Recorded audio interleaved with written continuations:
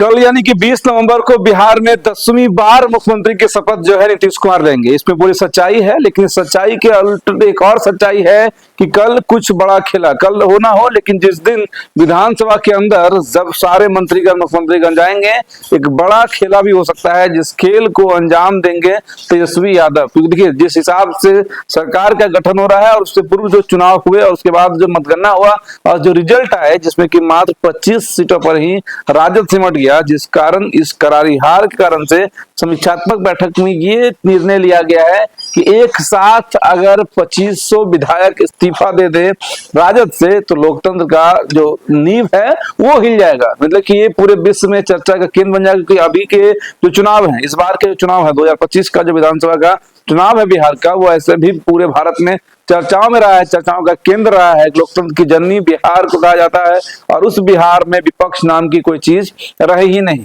और ऐसे तो नए नवेली पार्टियां बहुत सारी है, यहाँ तक कि AIMIM भी कह रही है कि अब हम लोगों को, कांग्रेस को, RJD को और नीतीश कुमार को मिलकर एक सरकार बना लेनी चाहिए। ऐसे भी देखिए, अगर AIM, Congress, JDU, Rajad, CPI, माले, ये सब अगर एक साथ आ जाते हैं तो आसानी से बहुमत का आंकड़ा जो है वो पूर्ण हो रहा है। इस बात में पूरी सच्चाई है, लेकिन मंच सज चुका है, जो आपको स्क्रीन पर लोग दिखा भी रहे हैं कि 2 बड़े बड़े पंडाल जो हैं वो बनाए गए गांधी मैदान में, और उसके अलावा कई सारे हजारों लाखों लोगों की आने की कवायद जो है, उनके अनुमान जो है वो लगाए जा रहे हैं, क्योंकि उस बिहार के गांधी मैदान की धरती से 10वीं बार मुख्यमंत्री पद की शपथ जो है वो लेंगे नीतीश कुमार। सूत्र के हवाले से ये भी चल रहा है कि 2 डिप्टी CM जो है, जो पहले था उसी तरह से अगर कहा जाए, क्योंकि पहले भी सम्राट चौधरी, विजय कुमार सिन्हा जो है भाजपा कोटे से 2 डिप्टी CM थे, बाकी जो भी उनके मंत्रीगण होंगे वो सब लोग कल शपथ लेंगे। और ये अगर ऐसा हुआ, आज का मेन वीडियो का मकसद ये है बनाने का, वो आप भी इसका कल्पना कर सकते हैं, अगर ऐसा हुआ, क्योंकि लोग ये भी कह रहे हैं जब उस सदन में बैठकर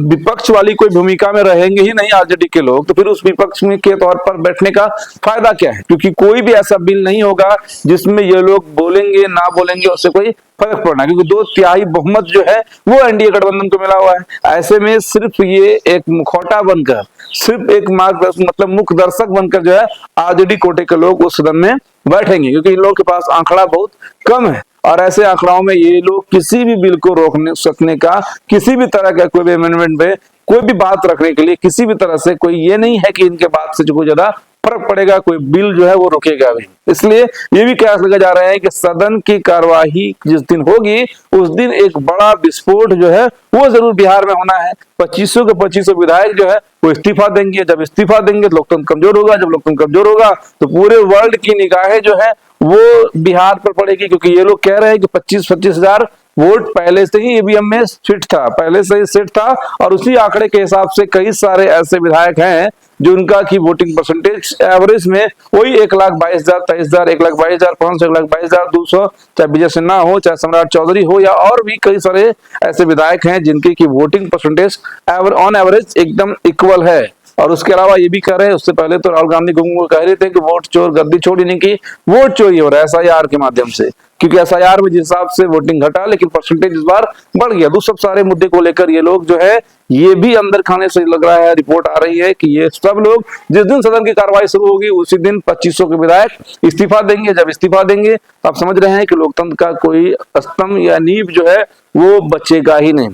और ऐसी परिस्थिति में जानकार ये भी बता रहे हैं तब जो है यहाँ पर राष्ट्रपति शासन लगेगा और उसके बाद यहाँ पर दोबारा चुनाव कराए जा सकते हैं, या नहीं तो उस सीटों पर ही चुनाव कराए जाएंगे जिस सीटों पर RJD इस्तीफा देगी। और ऐसे वक्त में क्या होगा, ऐसे वक्त में RJD की सीटें बढ़ेगी या घटेंगी, या फिर से यहाँ पर राष्ट्रपति शासन लगाकर नए सिरे से चुनाव कराया जाएगा, ये तो अपने आप में अनोखा विषय। 2005 में ऐसा हुआ भी था जब रामविलास पासवान अड़े हुए थे, क्योंकि बहुमत का आंकड़ा सिर्फ उनके किसी भी एक गठबंधन को समर्थन देने से था, लेकिन वह इस बात पर अड़े थे कि मुस्लिम कौम का कोई भी व्यक्ति अगर मुख्यमंत्री बनेगा तो हम उस पार्टी को समर्थन देंगे। जिस पॉइंट पर, जिस बात पर ना तो NDA तैयार हुआ था ना ही महागठबंधन तैयार हुआ था, जिस कारण से कि सरकार को, निर्वाचन आयोग को चुनाव फिर से कराने पड़े थे। लेकिन दुर्भाग्य ये रहा था कि उस चुनाव में रामविलास पासवान की सीटें बढ़ने के बजाय, बराबर होने के बजाय और उल्टा घट गया था। अब आगे देखिए क्या कुछ होता है, क्योंकि कल मुख्यमंत्री पद की शपथ होनी है, नया सरकार गठन होना है, गांधी मैदान पूरी तरह से सज गया है। लगातार 18-19 4 दिनों से